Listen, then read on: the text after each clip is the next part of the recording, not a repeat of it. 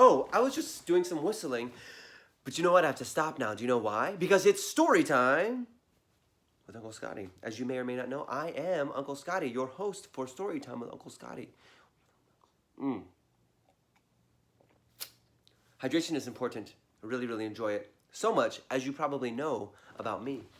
Been washing my hands today, a little bit here and there. I may or may not have had another cookie because we have an entire batch of cookies in this house, and they are so delicious. And what is story time without cookies? What are cookies without time? Can't have them, I suppose. Don't forget to visit us on Patreon if you're interested in learning more about Storytime and possibly procuring your own bookmark, Marcus, or your own mug. We have our own mugs. Now, as you can recall, we were reading Sideways Stories from Wayside School by Louis Shakar. Hey, do you know what author pirates love to read? Louis Shakar. I'm going to work on that. We're going to bring it back in a future episode, so be ready. And we are up to chapter 11 in this wonderful book as we are learning about the 30 people who have stories on the 30th story of Wayside School, which was built like this, all the way up. And these are some people that we've been learning about. I think this was Mrs. Gorf, chapter 1. She's out now. She's out. She got voted out of the building. And then these are some other students, I think. So why don't we get into it? Learn about our next person. Chapter 11, Dana.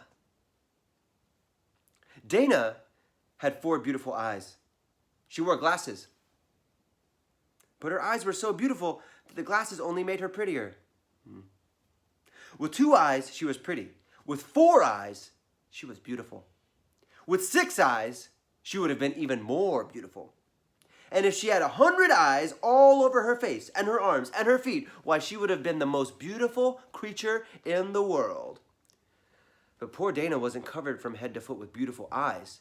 She was covered with mosquito bites. Mrs. Jules picked up her yardstick and said, "Now it's time for arithmetic." Shout out to Luke. "Oh no, Mrs. Jules," said Dana. "I can't do arithmetic. I itch all over. I can't concentrate." "But we have all kinds of arithmetic," said Mrs. Jules. "Addition without carrying, addition with carrying, and carrying without addition." "I don't care," cried Dana. "We have that too," said Mrs. Jules. "Addition without carrying, addition without caring. Now stop carrying on." Mrs. Jules got jokes. Dana whined, "I can't, Mrs. Jules. I itch too much." "And I'm too thirsty," said DJ. "And I'm too tired," said Ron. "I'm too hungry," said Terrence. "I'm too stupid," said Todd. Poor Todd. Delicious ice cream flavor, though. Todd flavored ice cream. Mrs. Jules hit her desk with her yardstick. Everyone stopped talking. Mrs. Jules said, "We are going to have arithmetic now, and I don't want to hear another thing about it." "But Mrs. Jules, I really do itch. I can't do arithmetic." "No," said Mrs. Jules. "Arithmetic is the best known cure for an itch. How many mosquito bites do you have?" "How many mosquito bites do you have?" asked Miss Jules. "I don't know," said Dana. "Over 100. First I try scratching one, but then another one starts to itch. So I scratch that one, and that one stops, and another one starts. So I scratch that one, and the itch moves down to another one. Then it goes back to the first one. The itch just never stays in the same place. I just can't scratch them all." "What you need is a good, strong dose of arithmetic," said Mrs. Jules. "I'd rather have calamine lotion," said Dana. "Remember, Dana," said Mrs. Jules, "mosquito bites itch, not numbers." "So what?" said Dana. Mrs. Jules continued, "We'll just have to turn your mosquito bites into numbers." "I'm a mess," Dana moaned. Mrs. Jules began to turn the mosquito bites into numbers. "How much is 3 mosquito bites plus 3 mosquito bites?" she asked. Rondi raised her hand. 6 mosquito bites, she answered. "How much is 6 mosquito bites minus 2 mosquito bites?" asked Mrs. Jules. 4 mosquito bites, said DJ. "How much is 5 mosquito bites times 2?" asked Mrs. Jules. 10 mosquito bites, said Bibi. Very good, said Mrs. Jules. I still itch, Dana complained. Now, I've got one more question, said Mrs. Jules. How much is 49 mosquito bites plus 75 mosquito bites? Nobody raised a hand. 49 mosquito bites plus 75 mosquito bites. Think, class, said Mrs. Jules. This is for Dana. Nobody knew the answer. Dana's itch began to get worse and worse. At last, Dana began counting her own mosquito bites. She counted 75 on one side and 49 on the other. Then she added them together for a total of 124 mosquito bites. 124 mosquito bites, Dana called. Very good, said Mrs. Jules.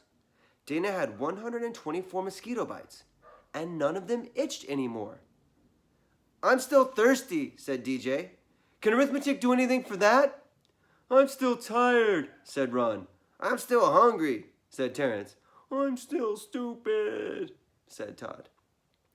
I'm glad we turned my mosquito bites into numbers instead of letters, said Dana. I could never spell mosquito. And here's Happy Dana. 4 eyes. 124 mosquito bites. Bibbidi-bam, bibbidi-bum-bum-bum-bum-bum-bum. Chapter 12. Jason. Jason had a small face and a big mouth. He had the second biggest mouth in Mrs. Jules' class, and there were an awful lot of big mouths in the class. Mrs. Jules, Jason called without raising his hand. Joy's chewing gum in class. Joy had the biggest mouth in Mrs. Jules' class, and it was filled with gum. There was hardly even room for her tongue. Joy, I'm ashamed of you, said Mrs. Jules. I'm afraid I'll have to put your name up on the board. That's okay, Mrs. Jules, Jason called. I'll do it. Jason hopped out of his seat and wrote Joy's name on the blackboard under the word discipline. While he was up, Joy took the glob of gum out of her mouth and placed it on Jason's chair. Rondi and Allison giggled. Jason walked back from the blackboard to his desk and sat down. Mrs. Jules, he called, I'm stuck. Rondi and Allison giggled again. Mrs. Jules got angry. Joy, you're going home on the kindergarten bus today. Oh, good, said Todd. I'll have some company. Todd went home on the kindergarten bus every day. He could never seem to make it to 12 o'clock without getting into trouble 3 times. His name wasn't even up on the blackboard yet, but he knew that by 12 o'clock it would be up, checked, and circled. Mrs. Jules, what am I going to do? I'm stuck. I'm going to have to stay here for the rest of my life, said Jason. Joy, tell Jason you're sorry, said Mrs. Jules. I'm sorry, Jason, said Joy. That's okay, Joy, said Jason. I don't mind. Try to get up, Jason, said Mrs. Jules. Jason tried. I can't, Mrs. Jules. I'm stuck. Mrs. Jules asked the 3 Erics to help. Eric Fry and Eric Ovens pulled Jason. Eric Bacon held the chair. Stop, cried Jason. You'll rip my pants. Rondi and Allison giggled. All right, said Mrs. Jules. Let's try ice water. That should freeze the gum and make it less sticky. I'll go get some from Miss Mush. Miss Mush was the lunch teacher at Wayside School. She had the remarkable ability to undercook a dish and overcook it at the same time. Her specialty was a nice, hot bowl of mud. She called it porridge. Jason looked at Rondi and Allison. No, Mrs. Jules, he said. Don't leave me. Besides, Mrs. Mush's ice water's probably warm. It's funny.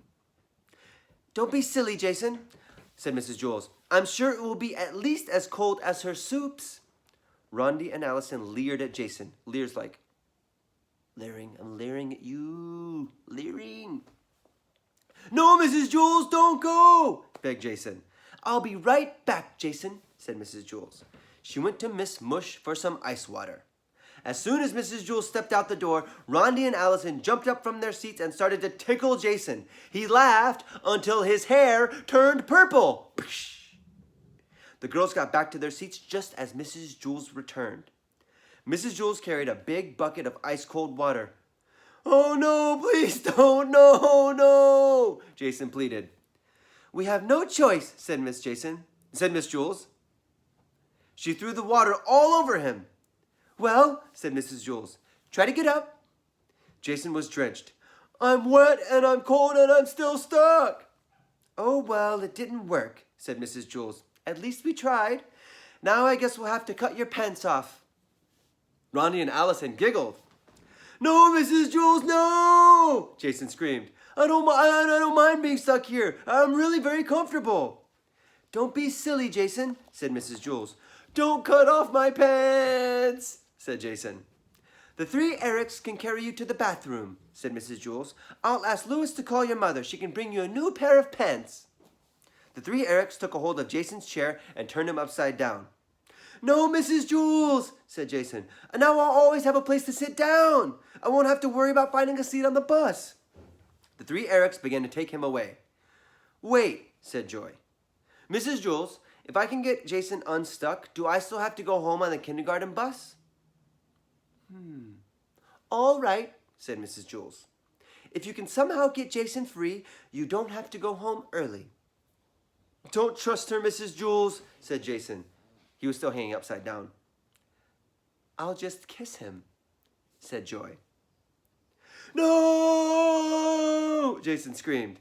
Don't let her kiss me, Mrs. Jules. Throw water on me, tickle me, cut off my pants, hang me upside down from the ceiling, but please don't let her kiss me. I'll just kiss him on the nose, said Joy. We've got nothing to lose, Jason, said Mrs. Jules. Ooh, who would want to kiss Jason? Said Allison. Jason hung helplessly upside down. Joy stepped up and kissed him on the nose. Jason fell out of the chair and hit his head on the floor. Rondi and Allison giggled. Darn, said Todd. Now I'll have to go home alone again. Joy erased her name from the blackboard. Here you can see Joy's kissing Jason. Jason screaming with his big mouth. It's like Spider-Man all over again. Spider-Man. That was a fun story, and we'll find out what our next fun story is next time from Sideways Stories from Wayside School on Storytime with Uncle Scotty. I've been your host, Uncle Scotty. Stay well, stay clean, stay fresh, stay on